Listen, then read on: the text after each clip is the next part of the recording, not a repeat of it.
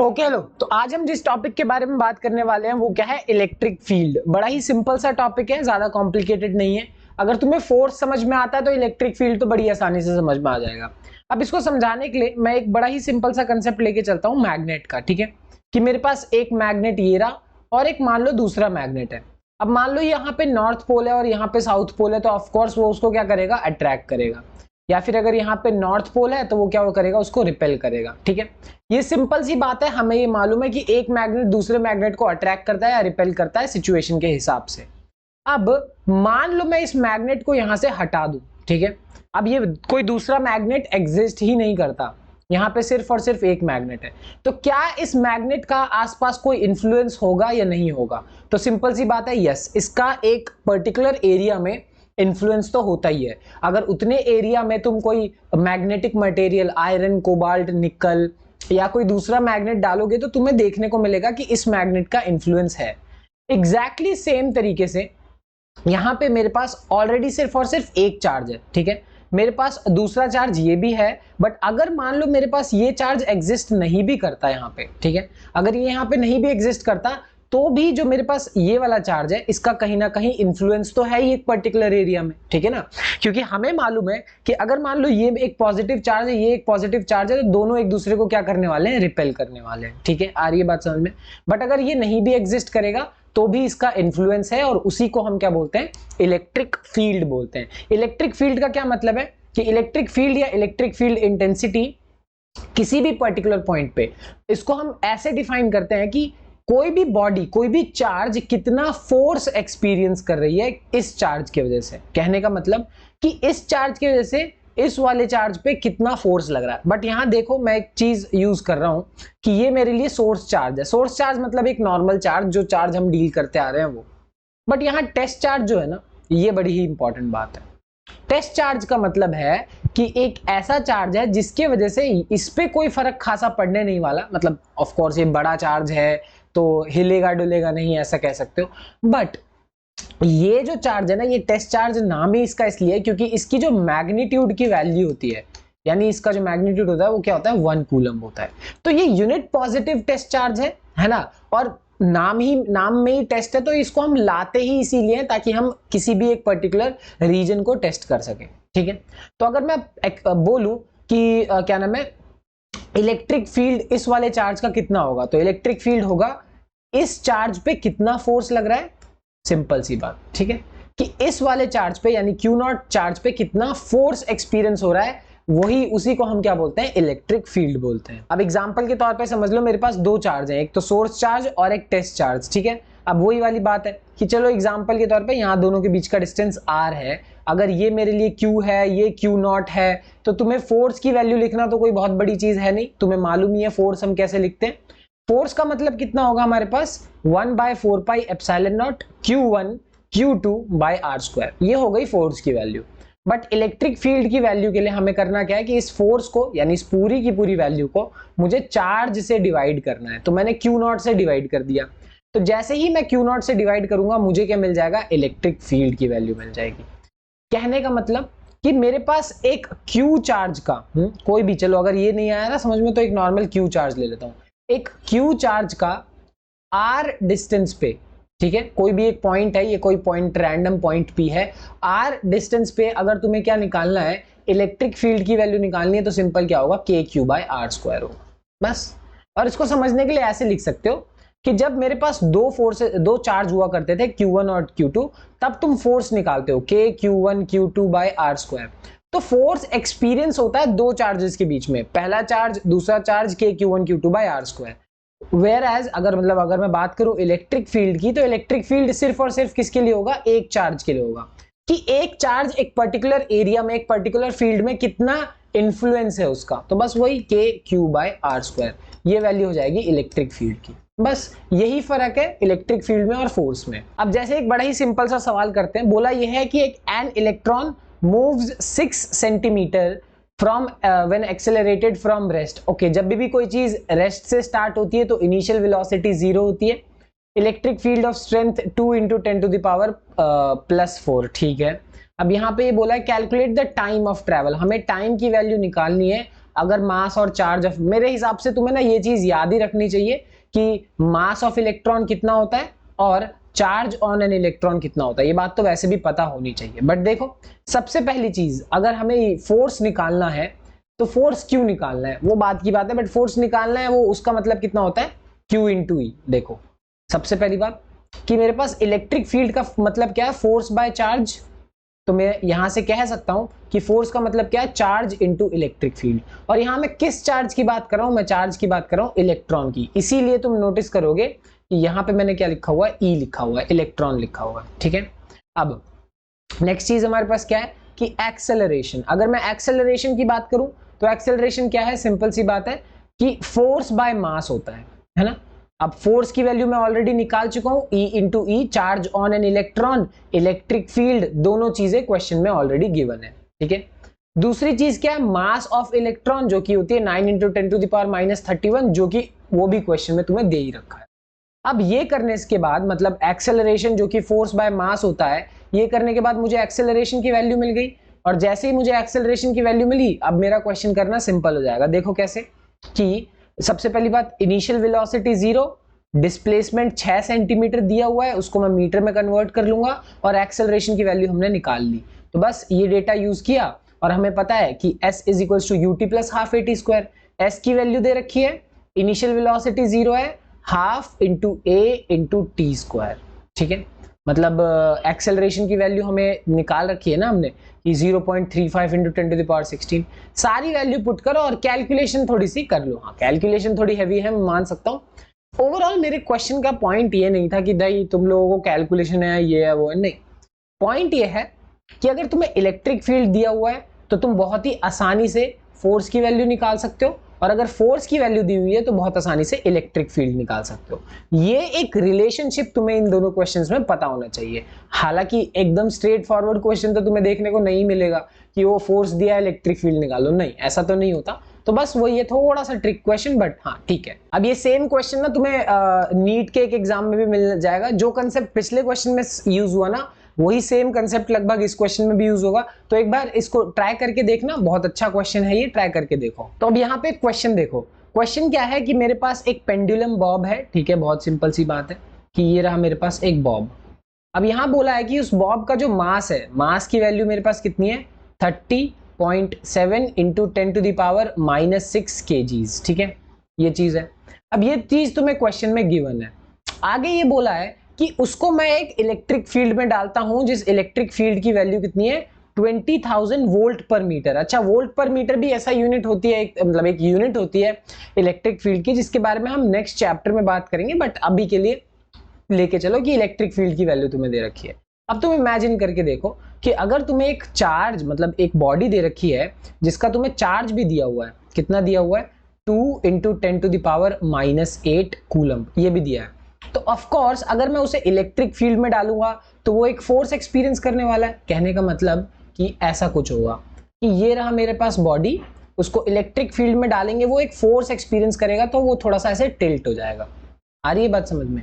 तो वो टिल्ट हो जाएगा कैसे, समझो। रीजन टिल्ट होने का ये है कि सबसे पहले तो चलो उसका जो वेट है ना, वेट ऑफ द बॉडी, जिसको हम mg भी बोलते हैं, वो नीचे की तरफ लग रहा होगा।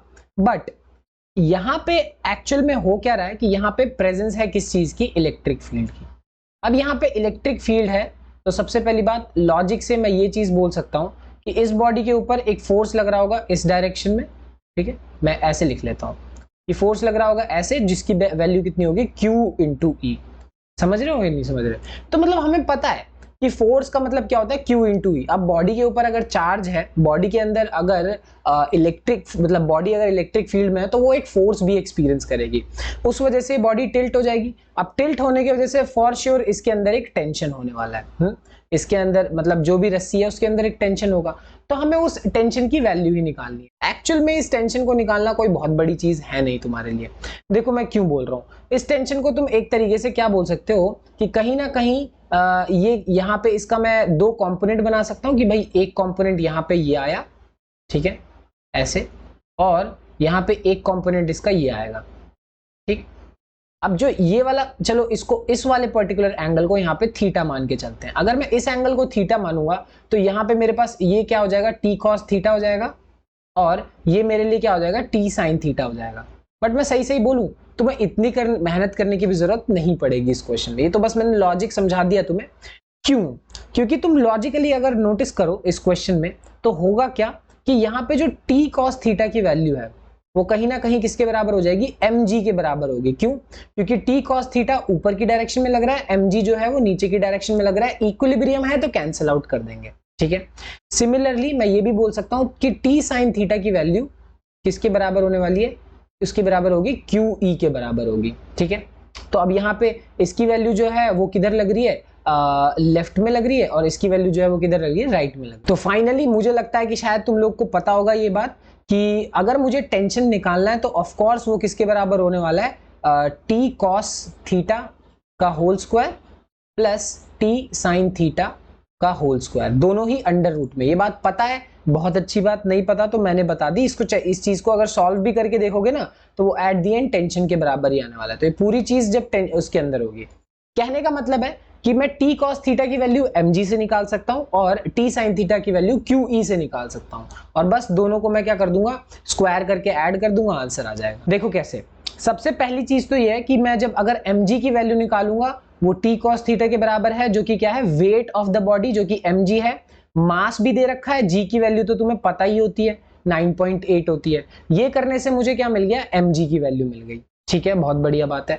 सिमिलरली अगर मैं बात करूं फोर्स F जो कि QE किसके बराबर है, टी साइन थीटा के बराबर है। तो अगर इसकी वैल्यू निकालोगे तो ये किसके बराबर होने वाला है, Q की वैल्यू, चार्ज की वैल्यू भी दे रखी है तुम्हें और इलेक्ट्रिक फील्ड की वैल्यू भी दे रखी है, दोनों वैल्यू दे रखी है, पुट किया तुम्हारे पास फोर्स की वैल्यू भी आ गई। ठीक, अब दोनों चीजें अगर आ गई तो फाइनली तुम कह सकते हो कि जो नेट टेंशन होगा बॉडी के अंदर वो इसके बराबर होगा। क्यों?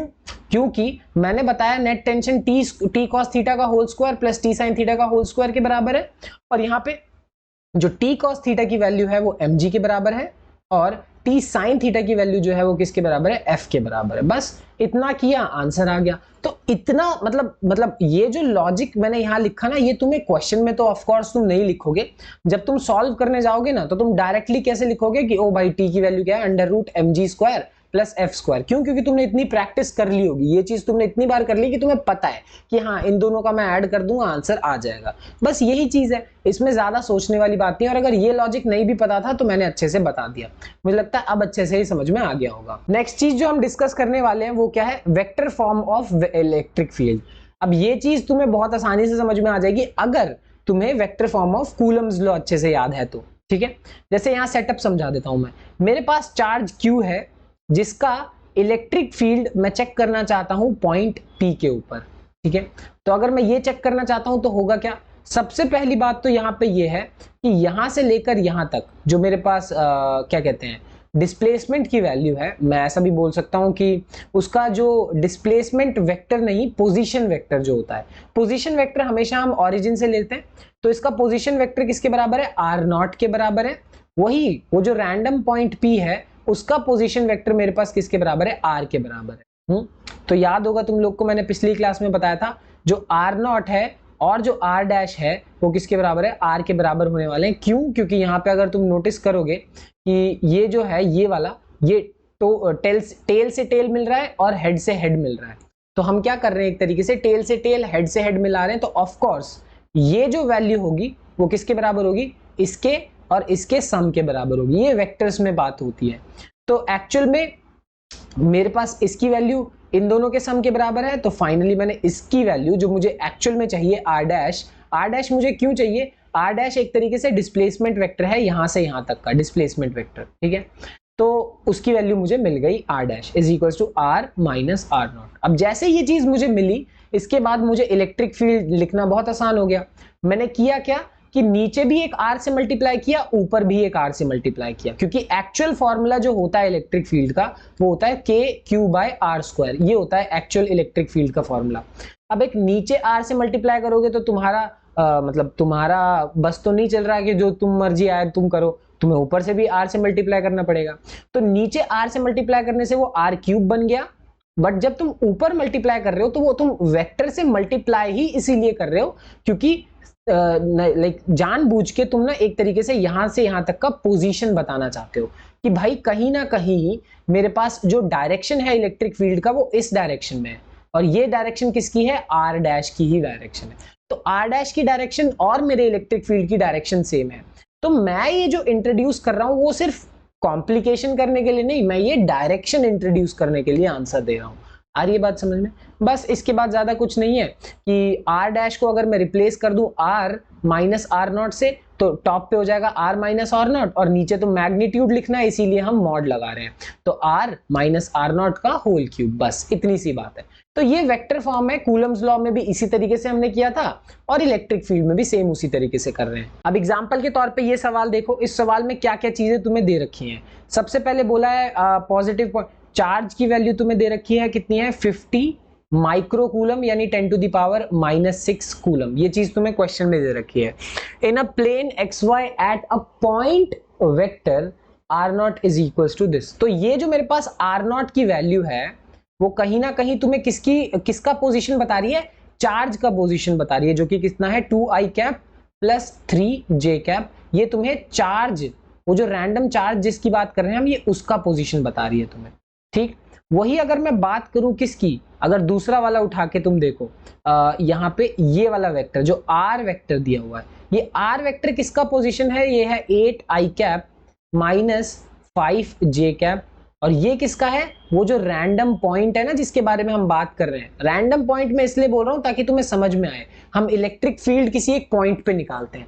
तो अब मेरे पास आर की भी वैल्यू है, मेरे पास R0 की भी वैल्यू है। तो तुम्हें याद है अभी हमने फॉर्मूला लिखा भी हुआ है यहाँ पे कि जब भी हम लिखते हैं तो ये जो आता है वो क्या होता है, R माइनस R0 होता है। ठीक है, ये सिंपल सी बात है। तो यही चीज करने के लिए सबसे पहले मैं यहाँ पे R माइनस R0 निकाल लेता हूँ। तो R माइनस R0 की वैल्यू जब तुम लिखोगे तो I से I कैंसिल होगा, 5 से मतलब J से J माइनस होगा, तो ये किसके बराबर होगा, 8 माइनस 2i कैप।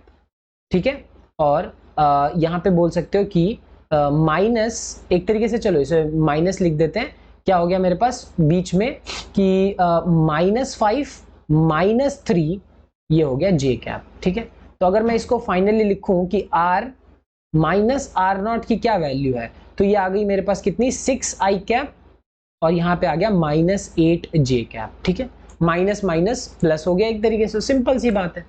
पॉइंट मेरा क्या है कि मैंने एक तरीके से यहाँ पे जो डिस्प्लेसमेंट वेक्टर की वैल्यू है, ये मेरे लिए क्या है, ये डिस्प्लेसमेंट वेक्टर है, ये निकाल लिया। अब इसी डिस्प्लेसमेंट वेक्टर को मैं यूज करने वाला हूँ। देखो कैसे यूज करेंगे। सबसे पहली बात तो मैं यहाँ पे ये बोल सकता हूँ कि मेरे पास 1/4 pi epsilon naught 9 into 10 to the power 9 के बराबर होता है, हमें बहुत अच्छे से मालूम है। चार्ज की value 50 into 10 to the power -6 है, ये चीज हमें क्वेश्चन में ही दे रखी है, बहुत बढ़िया। और यहाँ अगर मैं देखूं कि R माइनस R0 की वैल्यू अभी हमने निकाली 6i cap minus 8j cap. ठीक है, तो मुझे वेक्टर भी पता है और उसका मैग्नीट्यूड निकालना भी कोई बहुत बड़ी चीज नहीं है। अगर तुम मैग्नीट्यूड निकालोगे तो इसका मैग्नीट्यूड कितना होगा, R माइनस R0, इसका अगर मैग्नीट्यूड निकालोगे तो ये किसके बराबर होगा, √6 स्क्वायर प्लस 8 स्क्वायर। ये चीज तुम्हें मालूम होनी चाहिए, जो कि ऑफ कोर्स 36 प्लस 64 100, और मेरे हिसाब से इसका आंसर कितना आएगा, 10 आएगा। ठीक है, तो अगर वैल्यूज देखें यहाँ पे तो सिंपल सी बात है, इस पूरे को सॉल्व करके आएगा 4.5 इंटू 10 टू द पावर 5, और इसका मैग्नीट्यूड क्या है, 10 का पावर 3, तो ये हो गया 10 की पावर 3 यहाँ पे टॉप पे। ठीक है, और अंदर तो 6i कैप और 8j कैप है ही। अब सिंपल सी बात है, अगर मैं यहाँ पे इसको मल्टीप्लाई करने जाऊं तो ये हो जाएगा 10 की पावर 2 ऑफ कोर्स। तो यहाँ पे मैं इसको मल्टीप्लाई करने के बाद ये लिख सकता हूँ।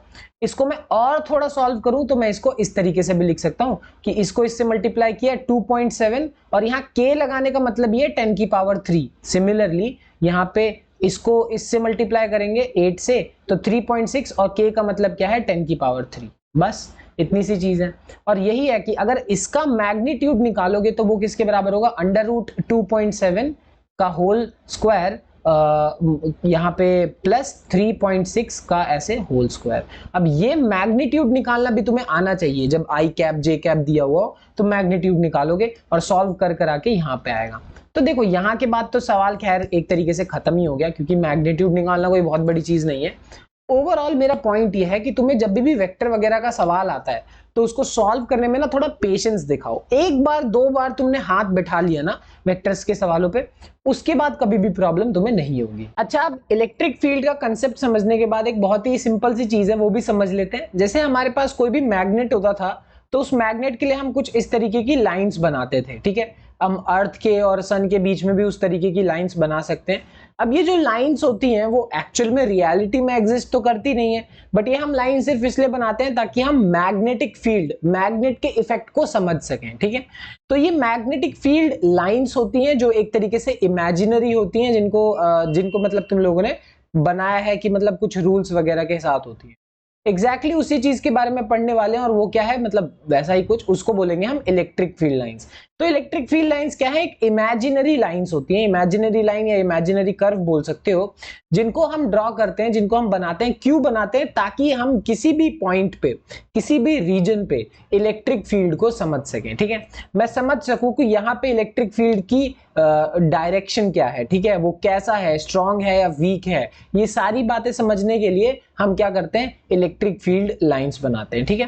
तो इलेक्ट्रिक फील्ड लाइंस एक्चुअल में कोई, जैसे ये मेरे पास पॉजिटिव चार्ज है, ये मेरे पास नेगेटिव चार्ज है, तो ऐसी कोई लाइंस रियल में एग्जिस्ट नहीं करती। ये लाइंस हम सिर्फ बनाते हैं इलेक्ट्रिक फील्ड को समझने के लिए। तो प्रॉपर्टीज देख लेते हैं इलेक्ट्रिक फील्ड लाइंस की। सबसे पहली प्रॉपर्टी क्या है कि इलेक्ट्रिक फील्ड लाइंस स्टार्ट होती हैं पॉजिटिव चार्ज पे और एंड होती है नेगेटिव चार्ज पे। यानी तुम जब भी पॉजिटिव चार्ज देखोगे तो इलेक्ट्रिक फील्ड लाइंस हमेशा उससे बाहर की तरफ इस तरीके से जा रही होगी, हमेशा, ठीक है। वही अगर मैं बात करूं किसकी, नेगेटिव चार्ज की, तो इलेक्ट्रिक फील्ड लाइंस हमेशा उसकी तरफ आ रही होंगी, है ना। इसमें लॉजिक भी है। लॉजिक यही है कि देखो, हम लोग इमेजिन करते हैं कि यहाँ पे एक टेस्ट चार्ज है जो कि पॉजिटिव है। अब पॉजिटिव पॉजिटिव को क्या करेगा, रिपेल करेगा। तो इसी तरीके का एक तरीके से लॉजिक है। वही अगर मैं इमेजिन करूं यहाँ एक टेस्ट चार्ज है जो कि पॉजिटिव है, तो नेगेटिव उसको क्या करेगा, अट्रैक्ट करेगा। वही वाली बात है। और वही है कि अगर तुम पॉजिटिव और नेगेटिव को, चार्जेस को साथ में रख दोगे, तो वहां पे भी केस वही होने वाला है कि लाइंस शुरू होंगी पॉजिटिव चार्ज से हमेशा और फिनिश कहां पे होंगी, नेगेटिव चार्ज पे हमेशा, ठीक है। ये पहला प्रॉपर्टी है, पहला रूल है। अगली चीज हमारे पास ये है कि जो इलेक्ट्रिक फील्ड लाइंस होती है वो क्या है, कंटिन्यूअस स्मूथ कर्व्स होती हैं। इसका क्या मतलब है कि तुम जब भी इलेक्ट्रिक फील्ड लाइंस बनाओगे तो ऐसा नहीं है कि ओ यहां से यहां गई, फिर थोड़ा सा ब्रेक आया, फिर यहां से यहां गई, ऐसा कुछ भी नहीं होगा। ये क्या है, कंटिन्यूअस लाइंस है, तो बिना ब्रेक के तुम्हें कहीं पे भी कोई ब्रेक नहीं दिखेगा। ये कंटिन्यूअसली मूव कर रही होती है, ठीक है। मतलब स्टार्ट होती हैं, एंड होती हैं, बट ऐसा नहीं है कि कहीं तुम्हें ब्रेक व्रेक मिल जाएगा इसमें, तो कंटिन्यूअस है। तो चलो, अब बेसिक बात तो समझ में आ गई कि जो लाइंस है वो शुरू होंगी पॉजिटिव चार्ज से और फिनिश होंगी किस पे, नेगेटिव चार्ज पे। बट अगर मान लो मुझे कोई एक रीजन में इलेक्ट्रिक फील्ड नहीं चाहिए, मुझे एक पर्टिकुलर पॉइंट पे इलेक्ट्रिक फील्ड चाहिए, तो वो कैसे निकालेंगे? उसके लिए हम इस्तेमाल करते हैं किसका, टेंजेंट का।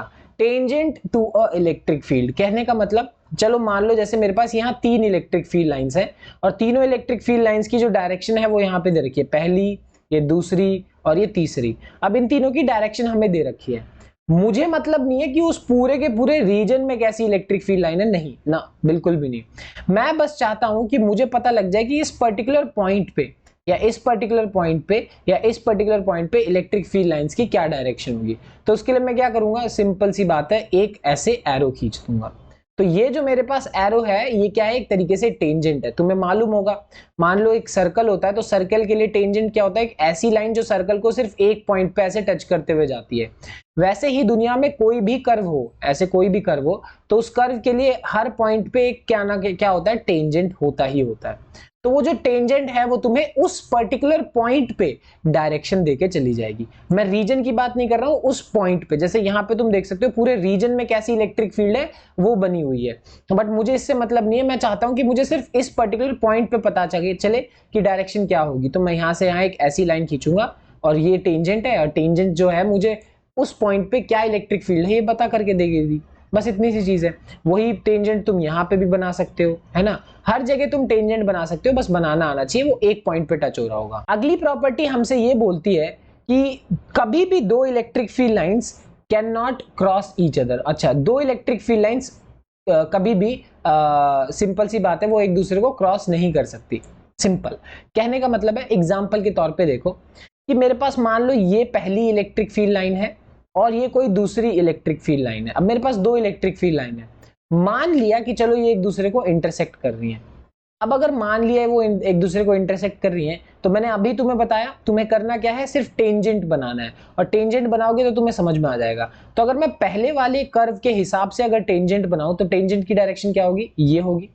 और अगर मैं दूसरे वाले कर्व के हिसाब से टेंजेंट बनाऊं तो टेंजेंट की डायरेक्शन क्या होगी, ये होगी। तो कहने का मतलब क्या है कि मुझे उसी पर्टिकुलर पॉइंट पे, यानी अगर मैं इसी पॉइंट पे देखूं तो मेरे पास दो अलग अलग डायरेक्शन है ना। क्या ऐसा पॉसिबल है, बिल्कुल भी नहीं। कहने का मतलब कि दो इलेक्ट्रिक फील्ड लाइंस अगर क्रॉस कर गई, अगर वो इंटरसेक्ट कर गई, तो क्या होगा, जहां वो इंटरसेक्ट करेंगी उस अकेले पॉइंट पे कितनी लाइंस हो जाएंगी, वहां पे दो अलग अलग डायरेक्शंस हो जाएंगी, वहां दो डायरेक्शंस हो जाएंगी। और जो दो डायरेक्शंस हो गई तो समझ जाओ, सिंपल सी बात है कि ऐसा पॉसिबल है ही नहीं कि ओ एक ही पॉइंट पे दो दो डायरेक्शंस, ऐसा नहीं हो सकता।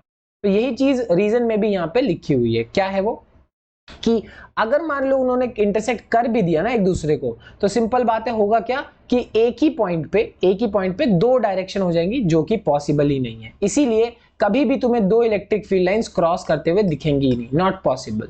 अब अगली property, one of the most important property है, वो देखो कैसे।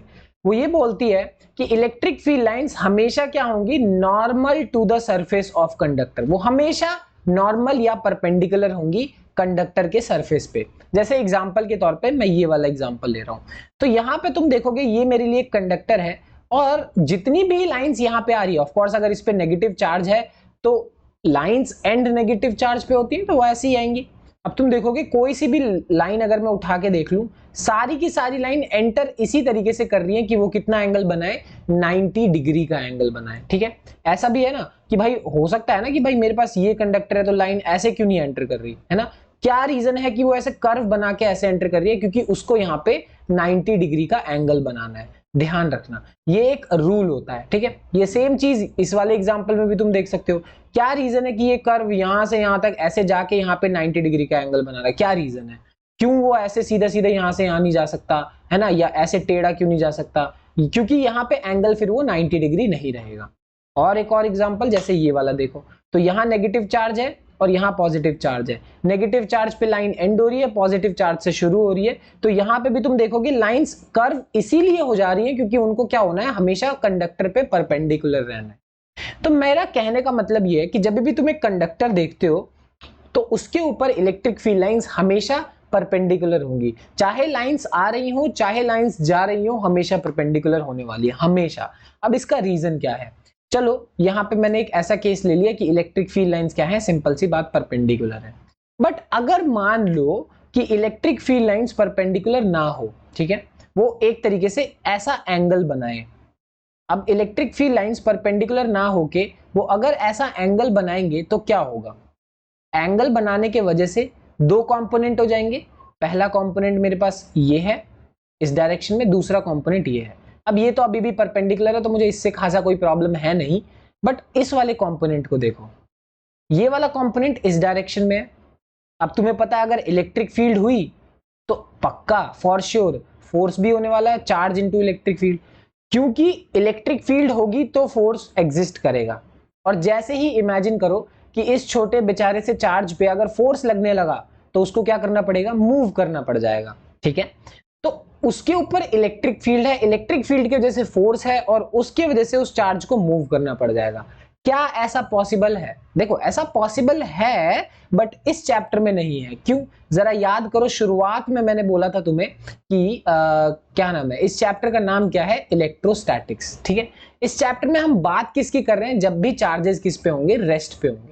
तो ऐसा पॉसिबल ही नहीं है कि मैं बात करूं ओ चार्ज मूव कर रहा है या ऐसी कोई चीज, बिल्कुल भी नहीं। ध्यान रखना, मुझे कोई प्रॉब्लम नहीं है इस चीज से, चार्ज मूव करता है और बहुत जगह करता भी है, बट यहां हम उन सिचुएशंस की बात कर रहे हैं जब चार्ज रेस्ट पे है। तो जब भी चार्ज रेस्ट पे होगा तब इलेक्ट्रिक फील्ड लाइंस हमेशा मेरे कंडक्टर के ऊपर परपेंडिकुलर होंगी। ठीक है ना, तो यहाँ पे ध्यान रखना, ये वाला जो हम केस पढ़ रहे हैं ये कोई ऐसा वाला केस नहीं है, यहाँ पे चार्जेस रेस्ट पे हैं और अगर रेस्ट पे होंगी तो इलेक्ट्रिक फील्ड लाइंस को क्या होना पड़ेगा, परपेंडिकुलर होना पड़ेगा, 90 डिग्री पे होना पड़ेगा। ठीक, इसी चीज को वैसे समझ के देखो कि यहाँ पे मेरे पास क्या है, रीजन ये हो गया कि अगर इन केस मान लो इलेक्ट्रिक फील्ड लाइंस नॉर्मल नहीं हुई, अगर वो नॉट नॉर्मल हुई, जैसा कि यहाँ पे है।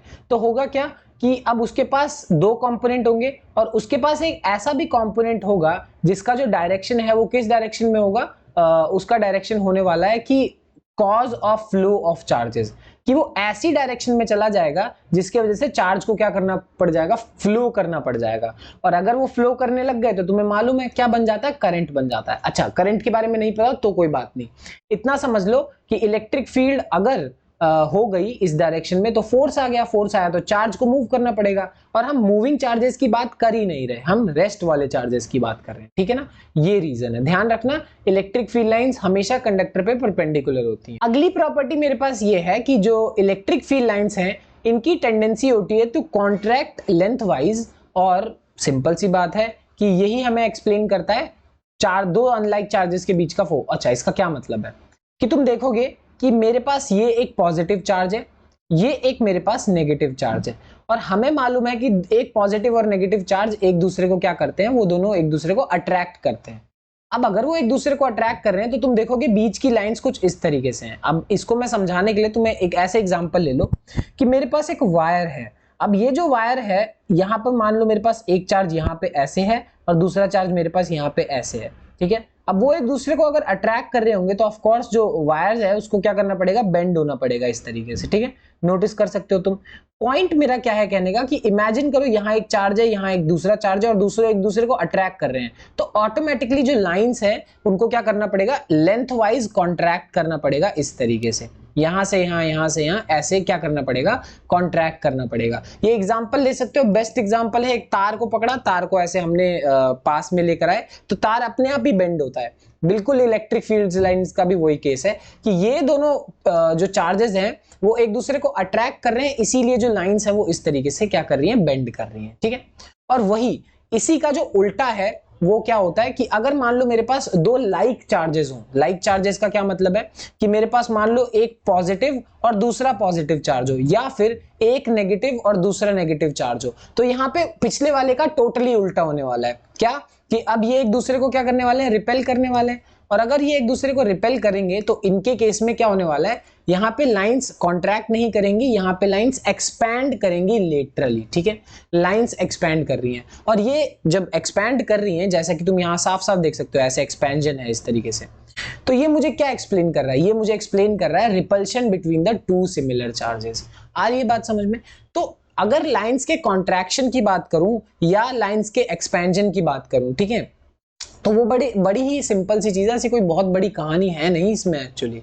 ये वो वायर वाला कंसेप्ट मेरा फेवरेट है, उससे समझोगे तो सबसे आसानी से समझ में आ जाएगा। अगली प्रॉपर्टी हमें ये बोलती है कि the relative closeness of electric field lines, वो हमें क्या बताती है, इलेक्ट्रिक फील्ड का स्ट्रेंथ बताती है। अच्छा, स्ट्रेंथ कैसे बता रही है जरा ध्यान से देखो।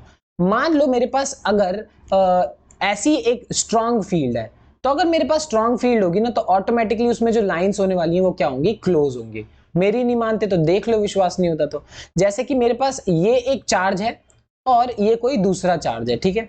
अब इन दोनों में फर्क क्या है, यहाँ पे लाइंस बहुत सारी हैं और बहुत क्लोज हैं, यहाँ पे लाइंस बहुत कम है और उतनी पास पास नहीं है।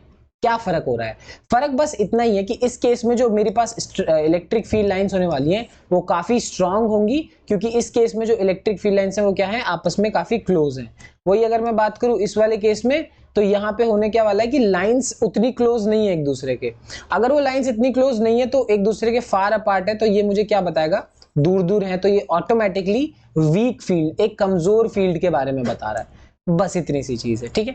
इसी चीज का थर्ड पार्ट देखो, थर्ड पार्ट में क्या होने वाला है कि अगर मैं बात करूं कि इलेक्ट्रिक फील्ड लाइंस पैरेलल और इक्वली स्पेस्ड हो, ठीक है, कहने का मतलब ऐसा कि भाई तुम देखो सारी की सारी लाइन एक दूसरे से पैरेलल हैं और इनके बीच का जो स्पेस है वो भी क्या है, इक्वल है।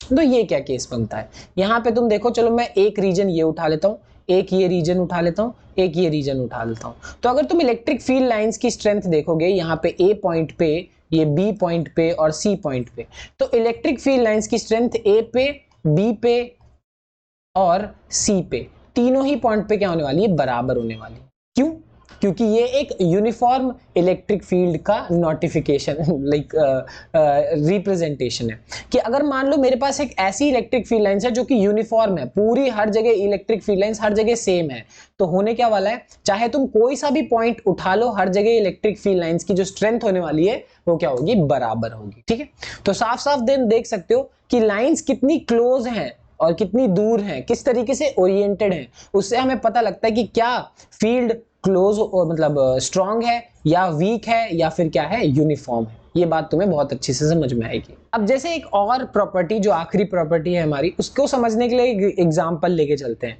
कि अगर मान लो लाइटनिंग हिट करती है, अगर बिजली कड़कती है, तो तुम कहाँ बैठोगे, गाड़ी के अंदर या पेड़ के नीचे। अब तुम्हें पता है तो अच्छी बात, नहीं पता तो मैं बता देता हूँ। सबसे बढ़िया तरीका होगा कि तुम्हें गाड़ी के अंदर ही बैठना चाहिए। क्यों? क्योंकि अगर तुम गाड़ी के अंदर बैठोगे ना, तो ये जो तुम्हारी गाड़ी है वो एक तरीके से शील्ड की तरह काम करेगी और तुम्हें क्या करेगी, बिजली से बचा लेगी, मतलब तुम्हें करंट नहीं लगने वाला। तो देखो यहाँ पे मेरे कहने का क्या मतलब है, होगा ये कि जैसे तुम्हें मैंने ये वाला केस दिखाया था, यहाँ पे तुमने देखा कि मैंने अंदर इलेक्ट्रिक फील्ड लाइंस नहीं बनाई। क्यों नहीं बनाई? इसका रीजन ये है कि जब भी मैं कंडक्टर की बात करता हूं, किसी भी कंडक्टर की बात करता हूं, तो कंडक्टर के अंदर इनसाइड जो इलेक्ट्रिक फील्ड की वैल्यू होती है वो कितनी होती है, 0। यानी इस रीजन में इलेक्ट्रिक फील्ड की वैल्यू कितनी होगी, 0 होगी। गाड़ी के अंदर इलेक्ट्रिक फील्ड की वैल्यू कितनी होने वाली है, 0 होने वाली है। वो इसीलिए होती है क्योंकि ये एक मेथड है, ये एक बहुत बढ़िया चीज है जिसको हम एक और नाम से बुलाते हैं, वो क्या है, इलेक्ट्रोस्टैटिक शील्डिंग। इलेक्ट्रोस्टैटिक शील्डिंग का मतलब ये है कि हाँ, तुम चार्ज भले ही कहीं पे भी रख दो, ठीक है, अगर मैं मान लो चार्ज तुमने यहाँ पे रखा हुआ है, ठीक है, तो यहाँ इलेक्ट्रिक फील्ड लाइंस हो सकती हैं, यहाँ इलेक्ट्रिक फील्ड लाइंस हो सकती हैं, बट कंडक्टर के अंदर कभी भी इलेक्ट्रिक फील्ड लाइंस नहीं होंगी। और इलेक्ट्रिक फील्ड लाइंस नहीं होंगी तो ऑफ कोर्स तुम्हें शॉक नहीं लगने वाला। क्यों नहीं लगने वाला? ध्यान से देखो कि यहाँ इलेक्ट्रिक फील्ड लाइंस नहीं होंगी। अब नहीं होंगी तो वो होंगी कहाँ? सारा का सारा जो चार्ज होता है किसी भी कंडक्टर के लिए, वो कहाँ पे लाई करता है, सरफेस पे लाई करता है। तो सारा पॉजिटिव चार्ज सरफेस पे है, सारा नेगेटिव चार्ज भी सरफेस पे है। इस वाले केस में भी सारा नेगेटिव चार्ज सरफेस पे है, पॉजिटिव चार्ज सरफेस पे है।